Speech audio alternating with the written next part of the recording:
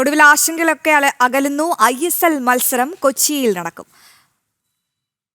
കൊച്ചിയിൽ ISL മത്സരത്തിന് stadium വിട്ടു നൽകാൻ GCDA തീരുമാനിച്ചു. സ്റ്റേഡിയം വാടകയും കുടിശ്ശികയും അടയ്ക്കാൻ ബ്ലാസ്റ്റേഴ്സിന് സമ്മതം നൽകി.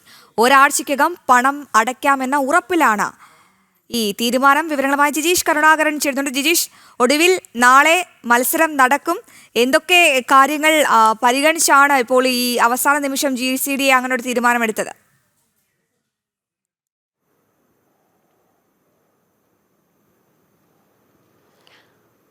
അശ്വതി പറഞ്ഞ പോലെ തന്നെ വലിയൊരു ആശങ്ക. എങ്ങനെയാണ് ഈ നാളെ നടക്കേണ്ട മത്സരമാണ് ISL മത്സരങ്ങൾ മാറ്റിവെക്കേണ്ട അല്ലെങ്കിൽ നടക്കാതിരിക്കുന്ന ഒരു സ്ഥിതിവിശേഷം ഉണ്ടാകുമ്പോൾ, പ്രത്യേകിച്ച് ഈ ബ്ലാസ്റ്റേഴ്സും GCDയും തമ്മിലുള്ള തർക്കം, വാടക കുടിശ്ശികയെ ചൊല്ലിയുള്ള തർക്കം അങ്ങനെ തന്നെ നിലനിൽക്കുകയും ഒരു വിട്ടുവീഴ്ചയിലേക്കും ആ ഘട്ടത്തിലൊന്നും GCDA കടക്കാതിരിക്കുകയും ചെയ്യുമ്പോൾ എങ്ങനെയായിരിക്കും കാര്യങ്ങൾ മുന്നോട്ട് പോവുക എന്നത് തന്നെയായിരുന്നു വലിയ ഒരു സംശയകരമായ സ്ഥിതിവിശേഷം ഉണ്ടാക്കിയിരുന്നത്. എന്നാൽ അതിനാണ് ഇപ്പോൾ ഒരു പരിഹാരമുണ്ടായിരിക്കുന്നത്.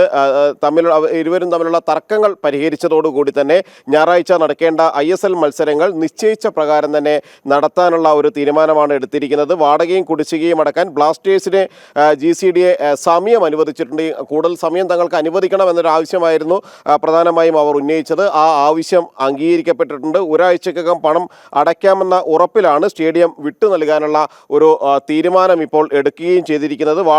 വാടക നൽകാത്തതിനെ തുടർന്നാണ് ഇത്തരത്തിലൊരു പ്രശ്നം ഉടലെടുത്തത്. തുടർന്ന് ഇവരുടെ ഓഫീസ് അടച്ചുപൂട്ടി. GCDA അധികൃതർ ഓഫീസ് അടച്ചുപൂട്ടി. അവർക്ക് അവരുടെ സാധനങ്ങളെല്ലാം എടുത്ത് പുറത്തേക്ക് പൊയ്ക്കോളാനും പറഞ്ഞു.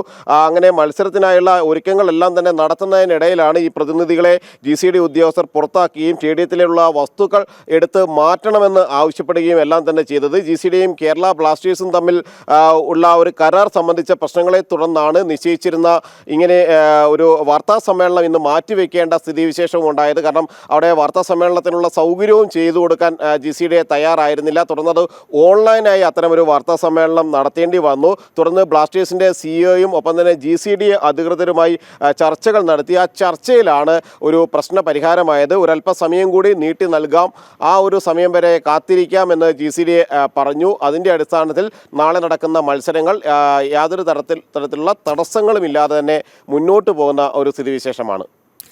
ശരി ജിജീഷ്, എന്തായാലും ISL മത്സരങ്ങൾ കൊച്ചിയിൽ നടക്കും. ആശങ്കയൊക്കെ അകന്ന ആശ്വാസമാകും.